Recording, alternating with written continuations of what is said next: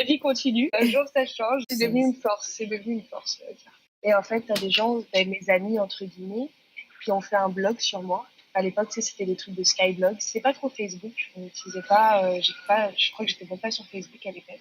C'est plus tout le monde faisait des blogs et à cette époque-là, elles en ont fait un spécial pour moi où en fait pendant des pages et des pages et des pages, elles se moquaient de moi, elles avaient mis des photos de moi, elles écrivaient des textes où elles se moquaient de moi pendant les trucs. Tout le monde l'avait vu et en fait tout le monde m'en parlait mais je savais pas ce que c'était parce que personne m'avait dit tiens, va voir cette page, on se fout de ta gueule pendant 6 pages. Mais en fait, ouais, personne m'avait expliqué et en fait, tout le monde m'en parlait en me racontant des phrases qui étaient écrites dessus et j'ai jamais compris. Et je pense que c'est un an plus tard que en fait, j'ai remarqué ce qui se passait. J'ai trouvé leur blog en fait. Et là, au début, moi, j'ai rien voulu faire. Je savais, enfin, j'avais pas d'amis à l'époque. J'étais toute seule.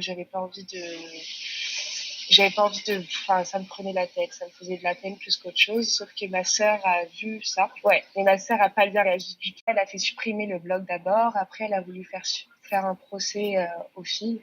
Moi, je me suis totalement opposée. Parce que je me suis dit, alors en plus, si je fais un procès, alors là, ma vie, elle est finie. Au niveau collège, c'est sûr que j'aurai plus jamais d'amis.